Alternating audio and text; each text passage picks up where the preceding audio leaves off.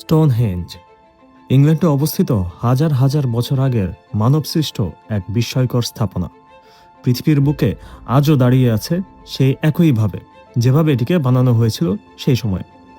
আরও ঘুরব ইংল্যান্ডের আরেক প্রাচীন শহর বাথ। তো চলুন দর্শক, ঘুরে আসা যাক এবারের যাত্রায় স্টোনহেঞ্জ এবং বাথ থেকে। হ্যালো এভরিওয়ান, আসসালামু আলাইকুম সবাইকে। তো আজকে আমরা একটা ডে ট্রিপে যাচ্ছি।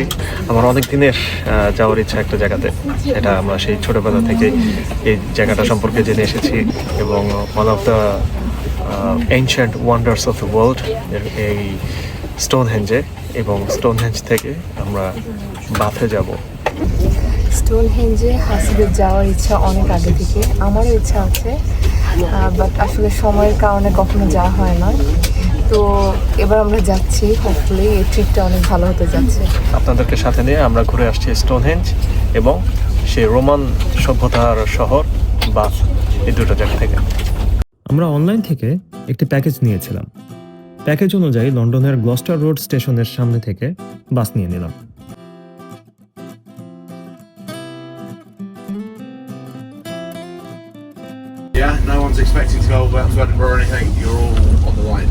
বাস আমাদের রওনা দিল সকাল 7টায়। ট্যুর গাইড বাসে যেতে যেতে বিভিন্ন হিস্টোরিক্যাল ইনফরমেশন দিচ্ছিল। বাংলাদেশে যেমন হাইওয়ে বাসগুলোতে রাস্তার মাঝখানে একটা বিরতি দেয়, যাত্রার বিরতি যেটা, ঠিক সেরকমই এখানে আমরা একটা ব্রেক পেলাম, হাফ অ্যান আওয়ারের মতো একটা ব্রেক। তো জাস্ট টু চিল আউট, একটু হালকা খাবার দাবার কিছু একটা। সো আবার হাফ অ্যান আওয়ার পরে আমরা আবার রওনা দিব আমাদের স্টোনহেঞ্জের উদ্দেশ্যে। যাত্রার মাঝে ছোট্ট একটা বিরতি। যেহেতু অনেক সকালের যাত্রা, তাই যাত্রীদের সুবিধার্থে এই ব্যবস্থা। এখানে অনেক ভালো ব্রেকফাস্ট করার মতো অনেক রেস্টুরেন্ট আছে দেখলাম। অবশ্য আমরা বাসা থেকে ব্রেকফাস্ট করে বের হয়েছিলাম, তাই এখানে খাওয়ার প্রয়োজন পড়েনি। বিরতি শেষে সকাল 8:30-এর দিকে আমরা আবার রওনা দিলাম। আমাদের প্রথম গন্তব্য স্টোনহেঞ্জ। স্টোনহেঞ্জ ইংল্যান্ডের সালসবুরি শহরের কাছে অবস্থিত এবং লন্ডন থেকে প্রায় 150 কিলোমিটার দূরে। দুজনের কাজের চাপে কোথাও তেমন ঘোরা হয় না। আজকে সময় পেলাম, ব্যাস চলে গেলাম। ইংলিশ কান্ট্রি সাইড দেখতে দেখতে যাচ্ছে আমাদের গন্তব্যে। এত সুন্দর দৃশ্য দেখতে দেখতে জার্নিটা ভালোই লাগছিল। চলে এলাম স্টোনহেঞ্জের কাছাকাছি। বাস থেকে এক ঝলক দেখে নিলাম। তো আমরা চলে এলাম স্টোনহেঞ্জে। তো আমাদের এখান থেকে শাটল বাস নিতে হবে।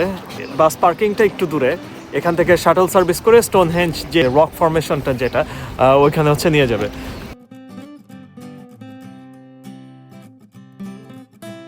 তো আমাদের ট্যুর গাইড শাটল বাসে ওঠার জন্য, এটা কি টিকিটই বলা যায়, রিস্ট ব্যান্ড টাইপের দিয়ে গেল। তো এটা হাতে থাকলে আমরা ঠিক আছি। সবচেয়ে মজার বিষয় হচ্ছে থ্যাঙ্কফুলি এখন পর্যন্ত রোদ আছে, কিন্তু যেহেতু আমরা ব্রিটেনে আছি, ইংল্যান্ডে আছি, বলা যায় না কখন আবার ঝুম করে বৃষ্টি চলে আসতে পারে। আমার পিছনে যদিও মেঘ দেখা যাচ্ছে, সো দোয়া করছি যাতে কোনো বৃষ্টি যাতে না আসে।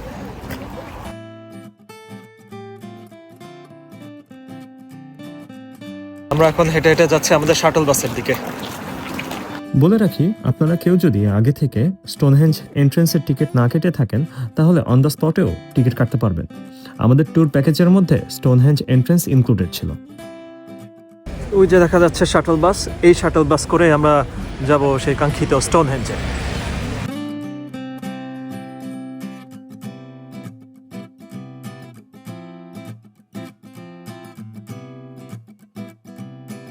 তো আমাদের শাটল বাসে বেশিক্ষণ লাগলো না, 5 মিনিটের একটা যাত্রা ছিল।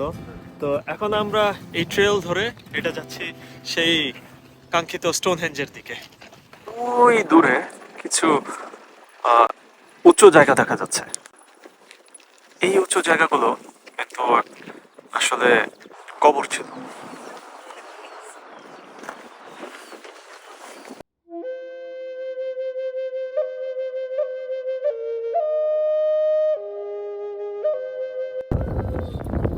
সে চলে আসলাম কাঙ্ক্ষিত জায়গাতে, স্টোনহেঞ্জ। আমার পিছনে দেখা যাচ্ছে সেই স্টোনহেঞ্জ।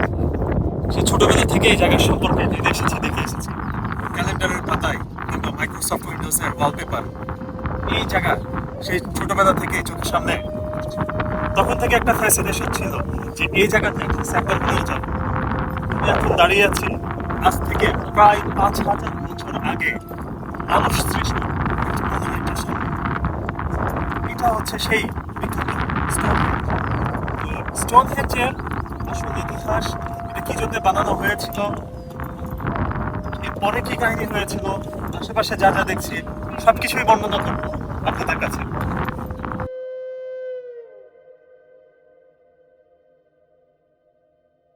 আমরা এখন আছি সেই ঐতিহাসিক স্টোনহেঞ্জের সামনে।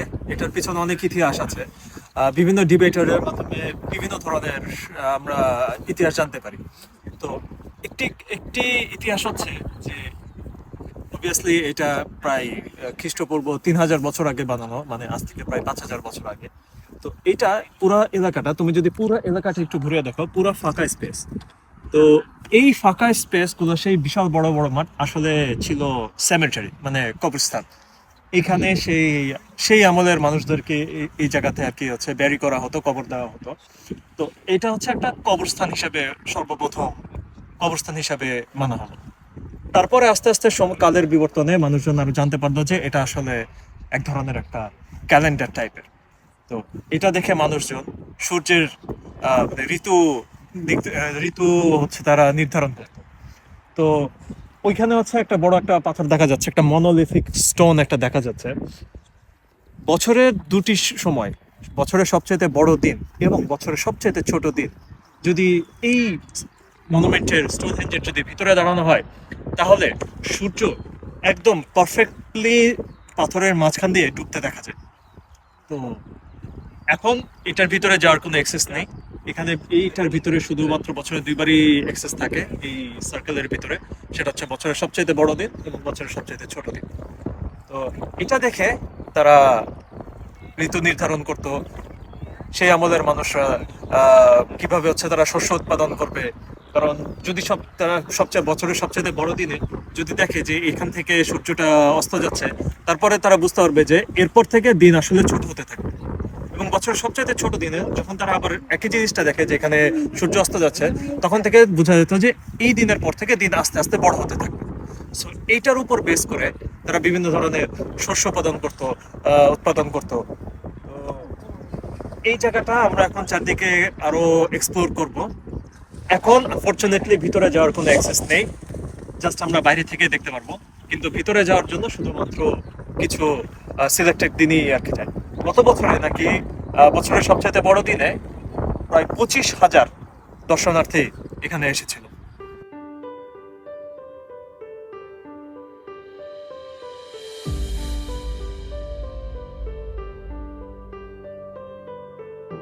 এখন কথা হচ্ছে, সে 5000 বছর আগে এত বড় বড় পাথর এখানে কিভাবে আসলো, এটারও কিছু ডিবেট আছে।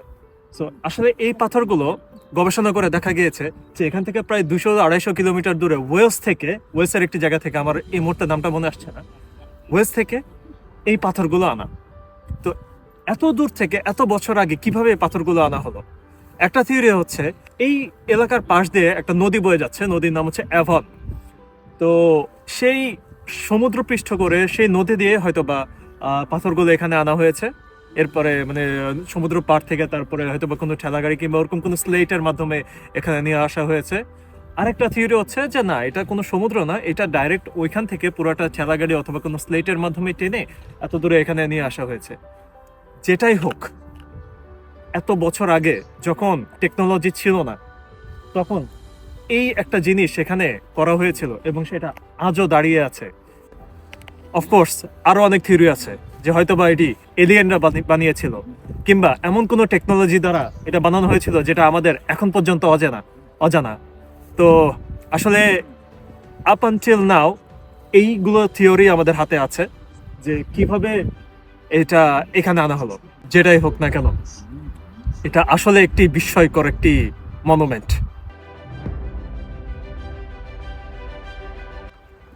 মনের মধ্যে একটা অতৃপ্তি থেকে যাবে যে পাথরগুলো নিজ হাত দিয়ে ছুঁয়ে দেখতে পারলাম না, কিন্তু তারপরও নিজ চোখে যে স্থাপনাটি দেখলাম, আসলে এটাই বা কম কিসে। চেষ্টা করব কোন একটা বড় দিন, বছরের সব থেকে বড় দিন অথবা সব থেকে ছোট দিনে এখানে এসে ওই পাথরগুলো ছুঁয়ে দেখা। আমি তো একটু আগে বললাম যে এখানে দাঁড়িয়ে একটা জায়গায় দাঁড়িয়ে সেই বড় দিনে সূর্যাস্ত দেখা যায় এবং ছোট দিনে সূর্যাস্ত দেখা যায়। এটা হচ্ছে ঠিক সেই লাইন। এখানে এই বরাবর দেখেন, আমি সূর্যাস্ত বলছি, আসলে এটা হবে সূর্যোদয়। হ্যাঁ, হচ্ছে মিড সামার সানরাইজ। তো এই বরাবর যদি হচ্ছে দেখানো যায়, যদি দেখো এই বরাবর সেই সামারের সূর্য উদয় দেখা যাবে। আর এই বরাবর এই বরাবর শীতের সূর্যাস্ত দেখা যাবে। সো একদিকে হচ্ছে গ্রীষ্মের সূর্যোদয় এবং আরেকদিকে হচ্ছে শীতের সূর্যাস্ত। এটাই হচ্ছে সেই লাইনটা, এটাই হচ্ছে সেই পাথরটি। বিশাল পাথরকেই বলা হচ্ছে হিল স্টোন। স্টোনহেঞ্জের মাঝে দাঁড়ালে জুন মাসে সবচেয়ে বড় দিনে এই পাথর বরাবর সূর্যোদয় দেখা যায় এবং শীতকালে সবচেয়ে ছোট দিনে ঠিক উল্টো দিক থেকে এই পাথর বরাবরই সূর্যাস্ত দেখা যায়। যে সুন্দর বিউটিফুল ইংলিশ কান্ট্রি সাইড দেখা যাচ্ছে, আসলে এটি কিন্তু একসময় কবরস্থান ছিল। এই জায়গাগুলো, এই ফাঁকা জায়গাগুলো একটা সময় মানুষজনকে কবর দেওয়া হতো। এই যে আমার পিছনে এই যে একটা উঁচু ঢিপির মতো দেখা যাচ্ছে, এই ঢিপি, এই ধরনের ঢিপি কিন্তু প্রায় 300টার মতো এখানে আছে। তো এগুলো আসলে কি? এগুলো আসলে ধরা হচ্ছে যে কবরস্থান। সো সেই আমলের প্রায় আজ থেকে খ্রিস্টপূর্ব 2500 বছর আগে সেই সময়ের যারা ধনী, রিচ, প্রমিনেন্ট মানুষ যারা ছিল, ধারণা করা হয়ে থাকে তাদেরকে এইসব জায়গাতে কবর দেওয়া হয়েছে। ধারণাটা কোথা থেকে আসলো? কারণ যখন এই কবরগুলো এক্সক্যাভেট করা হয়, মানে যখন কবরগুলো খোঁড়া হয়, তখন মৃতদেহের পাশে অনেক জুয়েলারি পাওয়া গিয়েছিল। অনেক জুয়েলারি, ওই সময়ের বিভিন্ন বিভিন্ন ধরনের অস্ত্র, যেমন কুঠার, তারপরে হচ্ছে তীর ধনুক এবং অনেক ধরনের এক্সোটিক অনেক জুয়েলারি পাওয়া গিয়েছিল। তো সেখান থেকে ধারণা করা হয় যে এইসব জায়গাগুলো সব হচ্ছে উঁচু উঁচু জায়গাগুলো সব হচ্ছে যারা প্রমিনেন্ট মানুষ যারা ছিল, যারা ধনী কিংবা যারা একটু উঁচু স্তরের মানুষ ছিল, তাদের হচ্ছে কবর। কি সুন্দর ব্রিটিশ কান্ট্রি সাইড। ওই যে দূরে ছোট ছোট সাদা সাদা দেখা যাচ্ছে, আসলে ভেড়া। আসলে দেখলেই চোখ জুড়িয়ে যায়। একদিকে ঐতিহাসিক স্টোনহেঞ্জ, সুন্দর সবুজ প্রকৃতি। মনে হচ্ছে আজকে সারাটা দিন এখানেই থেকে যায়। Down the ancient track, while horses at peak. Celebrations begin. Welcome at Another year take on. Stonehenge দেখা শেষ করে আমরা যাচ্ছি আবার আমাদের শাটল বাসের দিকে। আবার শাটল বাস করে ফিরে যাচ্ছি আমাদের ট্যুর বাসের কাছে। বাস ছাড়ার সময় ছিল সকাল 11:30-এর দিকে।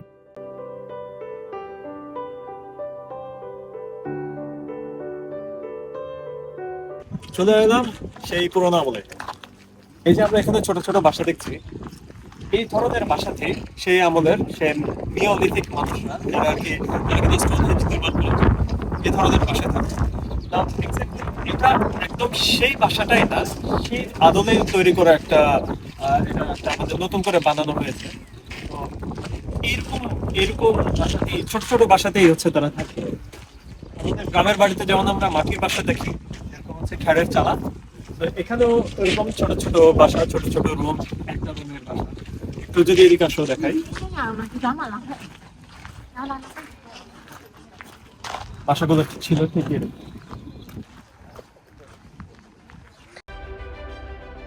ইতিহাস বোঝার জন্য কি সুন্দর ব্যবস্থা করে রেখেছে কর্তৃপক্ষ। ছোট ছোট বাসার মধ্যে দিয়ে হাঁটছি আর নিজেকে কল্পনা করছি সেই আদিম যুগে।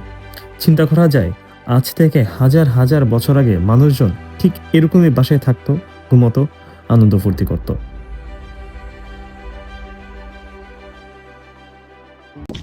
স্টোনহেঞ্জ দুই ধরনের পাথর দ্বারা ফর্মেশন করা হয়েছে। একটাকে বলা হচ্ছে সার্সেন স্টোন, আর একটাকে বলা হচ্ছে ব্লু স্টোন। তো সার্সেন স্টোনটা হচ্ছে এরকম বড় স্টোন। তো এটা এক্স্যাক্টলি সেই স্টোনটা, এটা একটা জাস্ট রেপ্লিকা করা। ওইখানেও সেই ঠিক ওরকম স্টোন আছে। এখানে একটা রেপ্লিকা দেখানো হয়েছে যে আসলে কিভাবে সেই আমলে পাথরগুলো দূর থেকে নিয়ে আসা হয়েছিল। তো এটা জাস্ট একটা রেপ্লিকা করে দর্শনার্থীদের বোঝার সুবিধার্থে করা হয়েছে যে এইভাবে করে কাঠের গুঁড়ি দিয়েই টেনে টেনে এই জিনিসটাকে নেওয়া হচ্ছিল। তো এনশিয়েন্ট পিরামিডও সেই পিরামিডের যে আমরা যে বিগ ব্লকগুলো দেখি কিউব আকারে, সেগুলো ঠিক এইভাবেই আনানো ট্রান্সপোর্ট করা হয়েছিল। এই জিনিসটা সুন্দর না? তুমি এটা কি দেখলা? ও একটা 3D postcard. 3D, yeah. That's nice. আমি এটা নিচ্ছি, আমার এটা অনেক ভালো লাগছে। ওকে। স্টোনহেঞ্জের পর্ব শেষ। এখন যাচ্ছি আমাদের পরবর্তী গন্তব্য রোমান সভ্যতার শহর বাথ এর দিকে। অনন্ত সুন্দর ব্রিটিশ কান্ট্রি সাইড দেখতে দেখতে যাচ্ছি সেই বাথে।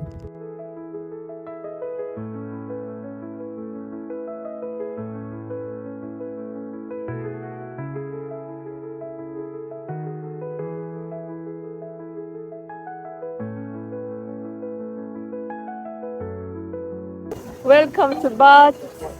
চলে এলাম ইংল্যান্ডের বাথ শহরে। তো এটি হচ্ছে ইউনেস্কো ওয়ার্ল্ড হেরিটেজ সাইট দ্বারা স্বীকৃত আরেকটি শহর। তো এই জায়গার নাম হচ্ছে বাথ। তো বাথ বলতে আমরা কি বুঝি? আমরা বুঝি গোসল করা। সো আলটিমেটলি এই নামের অরিজিনটা কিন্তু সেখান থেকে এসেছে, গোসল করা থেকে এখানে এসেছে। সো কিভাবে এলো এই শহরের নাম এবং কি কি আছে আপনাদের সবাইকে নিয়ে আমরা ঘুরছি। তো আমরা এখন আছি একটি ওয়াকিং ট্যুরে। আমাদের ট্যুর গাইড যেই প্যাকেজে আমরা নিয়েছিলাম তার সাথে এটি ইনক্লুডেড। তো আমরা এখন হাঁটতে হাঁটতে ট্যুর করব। বাথ খুব পুরনো একটি শহর। এর অলিতে গলিতে ছড়িয়ে ছিটিয়ে আছে বিভিন্ন ইতিহাস। আমাদের ট্যুর গাইড তার গল্পের তালে তালে আমাদের নিয়ে যাচ্ছে বাথ মেন শহরের দিকে। Especially in the city centre, a lot of houses look like this. Again, you'll notice the black railings. If you look এই বিল্ডিংটি হচ্ছে বাথের সবচেয়ে পুরনো বিল্ডিংগুলোর মধ্যে একটি। এটি মূলত একটি বেকারি হাউস, যা কিনা প্রতিষ্ঠিত করেছিল একজন ফ্রেঞ্চ ইমিগ্রেন্ট, নাম হচ্ছে স্যালি লান, 1482 সালে, যা কিনা এখনও টিকে আছে বহাল তবিয়তে। এটি হচ্ছে ঐতিহাসিক বাথ অ্যাবি, বাথ শহরের অন্যতম ট্যুরিস্ট অ্যাট্রাকশন। প্রতিদিন হাজার হাজার ট্যুরিস্ট আসে এখানে। এখানে সর্বপ্রথম খ্রিস্টাব্দ 675 সালে একটি চার্চ ছিল, যা কিনা পরবর্তীতে বিভিন্ন সংস্করণ হতে হতে আজ এই পর্যায়ে আছে। বর্তমানে যে চার্চটি দেখতে পাচ্ছি এটি নির্মাণ হয়েছিল খ্রিস্টাব্দ 1500 সালের দিকে। তারপরে 1539 সালে তৎকালীন রাজা অষ্টম হেনরি যখন ইংল্যান্ডের ধর্মীয় রীতিনীতি ভেঙে নতুন করে গড়া শুরু করে, তখন থেকে এই চার্চটি তার জৌলুস হারাতে থাকে। বর্তমানে এটি একটি অ্যাক্টিভ চার্চ এবং দর্শনার্থীদের আকর্ষণের অন্যতম কেন্দ্রবিন্দু।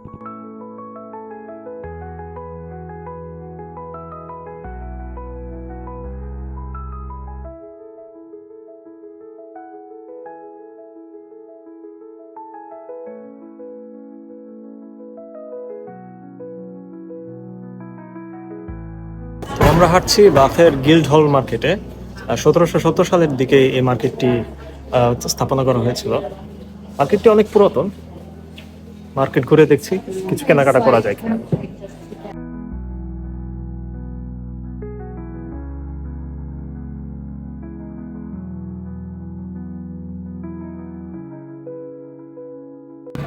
হাঁটছি বাথের অলিগলি রাস্তা দিয়ে। আমাদের ট্যুর গাইড ওয়াকিং ট্যুর করাচ্ছে এবং বিভিন্ন ইনফরমেশন বলছে, বিভিন্ন ছোট ছোট ইতিহাস বাথের সবকিছুই আমাদের জানাচ্ছে।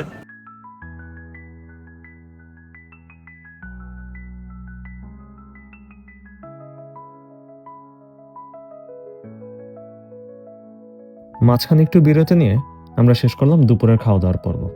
তারপরে আবার শুরু করলাম ঘোরাঘুরি।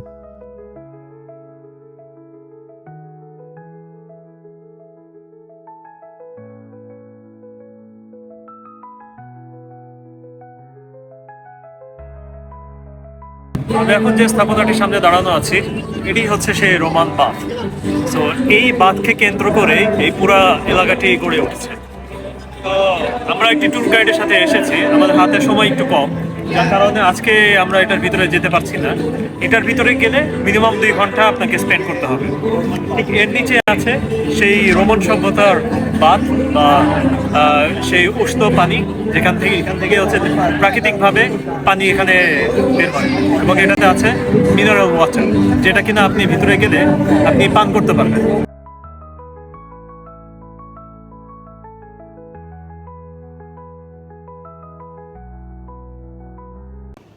তো হাঁটতে হাঁটতে এলাকার একটু হিস্টোরি সম্পর্কে আপনাদেরকে জানাচ্ছি।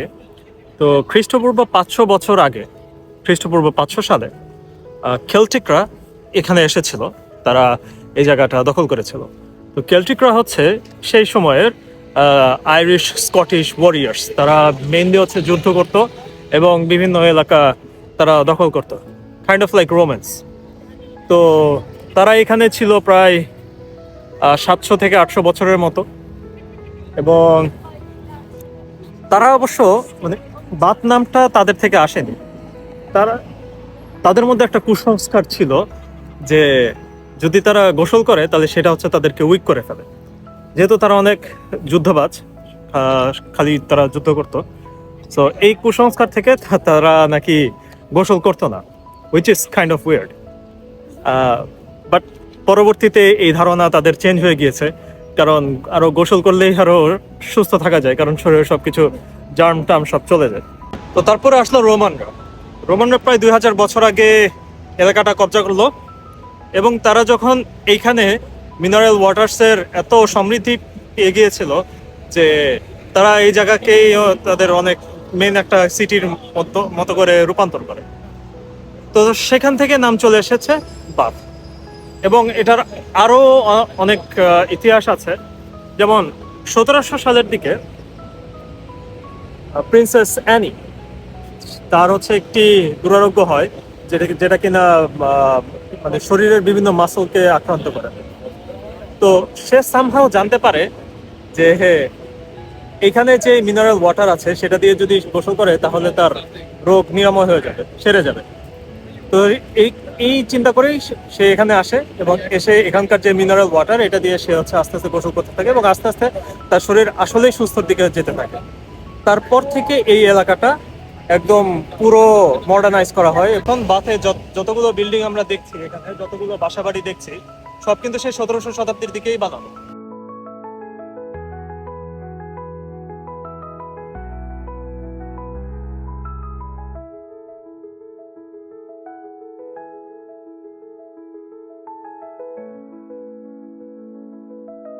আমার পিছনে যেই জলপ্রপাতটা আমরা দেখতে পাচ্ছি, এটা কিন্তু একটি নদী, এটাকে বলা হচ্ছে অ্যাভন নদী। লন্ডনে যেমন থেমস আছে, থেমসের পাশাপাশি এটা হচ্ছে আরেকটি নদী, এটি হচ্ছে অ্যাভন নদী। তো এই যে এখানে ভি শেপের জলপ্রপাত, এটা মেনলি করা হয়েছিল আজ থেকে প্রায় 400 বছর আগে, পানির ফ্লোকে কন্ট্রোল রাখার জন্য, যাতে এখানে ওভার ফ্লাডেড না হয়ে যায়, যাতে কোনো বন্যা না হয়। এবং এটার আশেপাশে আরো অনেক মিল কিংবা কারখানা ছিল, সেটারও ওয়াটার সাপ্লাই দিতে হবে। তো অরিজিনালি এটা এরকম ভি শেপ ছিল না, এটা অন্য একটি শেপের ছিল। একটি বন্যার কারণে এটি ধ্বংসপ্রাপ্ত হয়ে যায়, এটি ড্যামেজ হয়ে যায়। তারপরে এই ভি শেপ থোড়ার খুর আকৃতির জলপ্রপাতটি করা হয়েছে। বর্তমানে এটি বাথের হচ্ছে অন্যতম একটি টুরিস্ট অ্যাট্রাকশন এবং ছবি তোলার জন্য খুব সুন্দর জায়গা। আসলে এ শহর ভালো করে ঘুরে দেখতে হলে পুরো একদিন হাতে সময় নিয়ে বের হতে হবে। এই শহরের অলিগলিতে অনেক কিছু আছে যা কিনা দেখার মতো। যেমন হাঁটতে হাঁটতে চলে এলাম আরো একটি ন্যাচারাল স্পায়ের কাছে। যদিও এখানে ঢুকে স্পা এনজয় করার জন্য প্রি বুক করতে হয়, তবুও বাইরে থেকে এক ঝলক দেখার মতো ব্যবস্থাও করে রাখা আছে। এ শহরে হাঁটছি আর ভাবছি আসলেও আজ থেকে শত শত বছর আগে কত আধুনিক ছিল। বিল্ডিংগুলো এখনো আগের মতোই আছে, যদিও সরকার থেকে সংস্কারের ব্যবস্থা করা হয়। তারপরও দর্শনার্থীদের জন্য ঘোরার জন্য খুব সুন্দর একটি জায়গা। এখন বাজে বেলা 3:30, আমরা আমাদের বাসের কাছে চলে এসেছি। So end of the day আমাদের এখন ফিরে যেতে হবে। সো স্টোনহেঞ্জ দেখলাম, বাথ দেখলাম, ইংল্যান্ডের দুটো ফেমাস জায়গা, এখন ফিরে যেতে হচ্ছে। এখন পালা বাসায় ফিরে যাবার।